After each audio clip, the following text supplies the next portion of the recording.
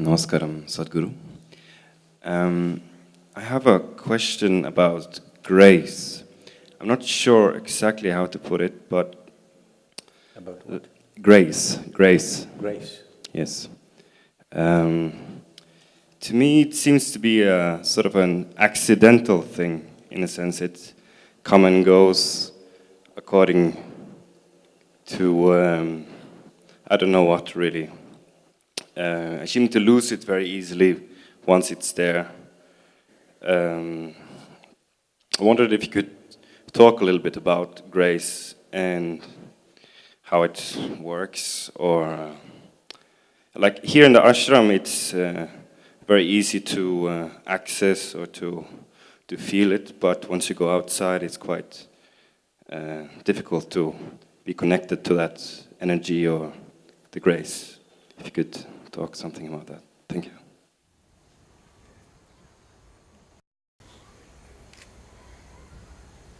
You're asking me to talk about the fragrance of this flower. How to do that? Only if you have a sensitive nose. Fantastic. Otherwise, somebody has got their nose stuffy today. Means nothing. So,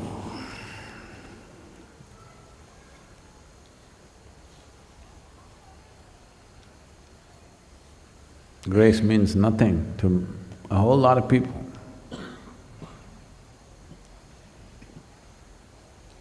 They don't even…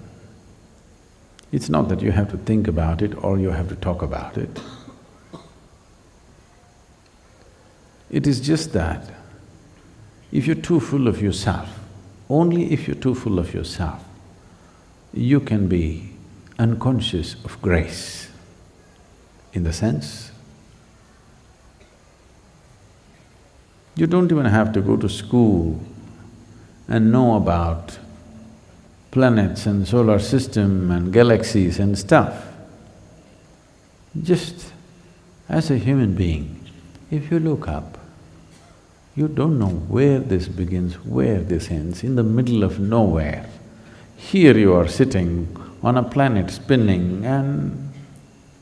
see, you're fine. Definitely not your doing, isn't it? Definitely you can't do this. Whatever is holding all this up,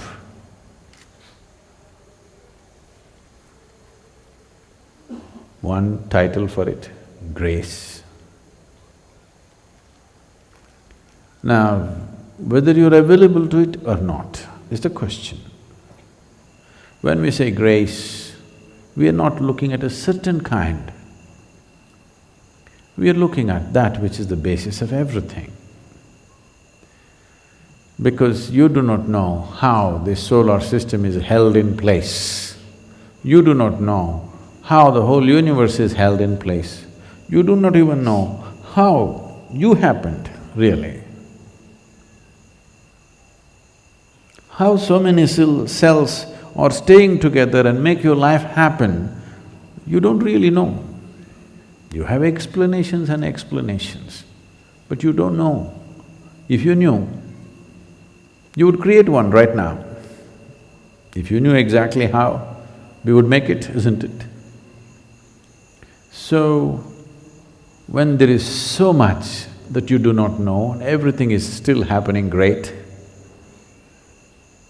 obviously, it's not an accident.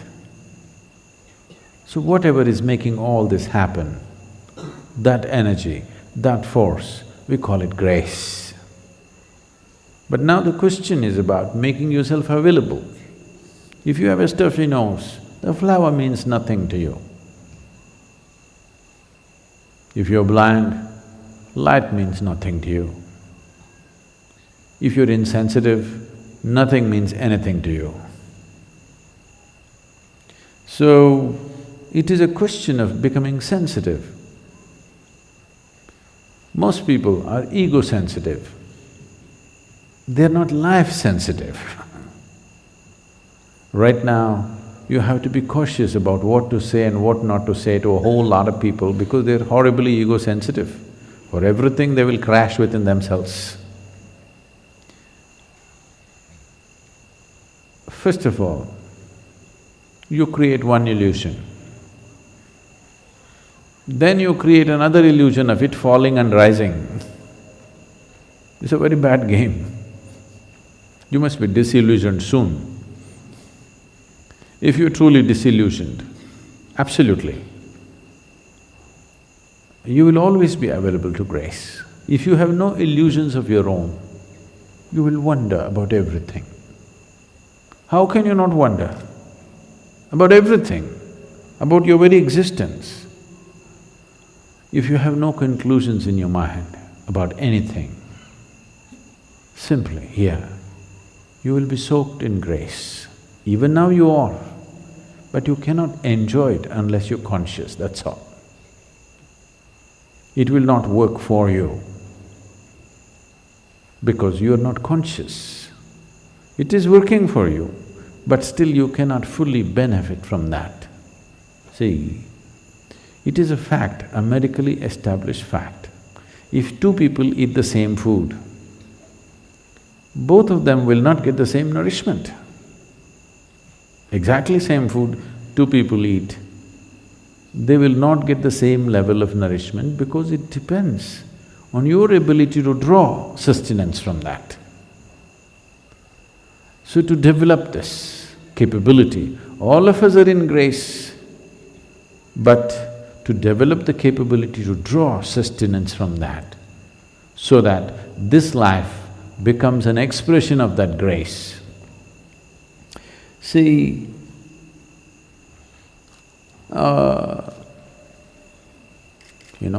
if you have smelled this flower, this is typical to southern India. Phenomenally fragrant. You think our garden department is pouring fragrance at the roots? No, they're putting filth, believe me. Yes. Even if you put filth, see how fantastic it became, because that's its nature. Because it does that, we are planting that tree, nurturing it, taking care of it, everybody's concerned how it is growing. Suppose it was giving out a smell that was unpleasant to you. Suppose it just took the filth and threw out the filth through the flower. No, we would have taken it out, isn't it? So grace brings many benefits. Once you're exuding grace, everybody wants to nurture it, everybody wants to promote it, everybody wants to be a part of it, because you're exuding grace. Now, the question is not at all about whether you're in grace or not. You are, otherwise you cannot exist. The question is only about, are you exuding grace or are you transforming this into something nasty and letting it out on everybody? Let me tell you a very well-known story in India. It's a folklore. Just about everybody in the country should know this story probably. There was a sage living in the jungle, blind of vision. He has no vision, simply sitting in one place. Rarely people pass this way. When they pass this way, they give him something and he lives by that. No vision. One day it so happened, the king and his retinue of soldiers and ministers, whatever, they all went out hunting. In the hunt, in chasing a deer, a spotted deer, they lost their way and the king got lost, separated from the group, because the king has the fastest horse. The best one, he rides. So, he went away ahead of them and got lost. They were all searching, they all got lost. And then the soldier came and asked the sage, "Did you see the king?" He said, "No." Then a commander came and asked, "Did you see?" He said, no. Then the minister came and asked, did you see? No. Then the king himself came there. Then the blind sage immediately recognized he is the king. Oh, your people have been looking for you. First your soldier came, then your commander came, then your minister came. The king observed and saw that the person was blind. And then he asked, oh divine being, how do you know that first it was the soldier, then the commander, then the minister? The sage said, well, the first one who came said, hey, blind one, did you see our king coming here? Did anybody come this way? So I knew he must be a soldier. The second one spoke with authority but without respect. I knew he must be one of your officers. The third one, the minister came, he spoke with great respect. So I thought he must be your minister. Now you came, now you touch my feet and refer to me as the divine one, you must be the king. Whether you eat food or breathe or drink water, anything, it is grace. Otherwise, how? 2 parts of hydrogen and 1 part of oxygen becomes life-making water. This is grace. Okay, you can give it an explanation, but you don't know why this should happen, isn't it? All that is happening is grace. Now you drink this, or you eat this, or you breathe this. Will you also exude grace because you consumed grace? You must also conceive grace and exude grace, isn't it? But unfortunately, people take in fantastic things into themselves, turn it into nasty nonsense and lets it out. But look at the tree, you give it filth, it gives out fragrance. It's time. If you learn the way of the tree, if you learn the way of the rock, you will exude grace. So the question is not whether you are in grace or not. Definitely every creature is in grace. Are you capable of exuding the grace that you consume? That's the question.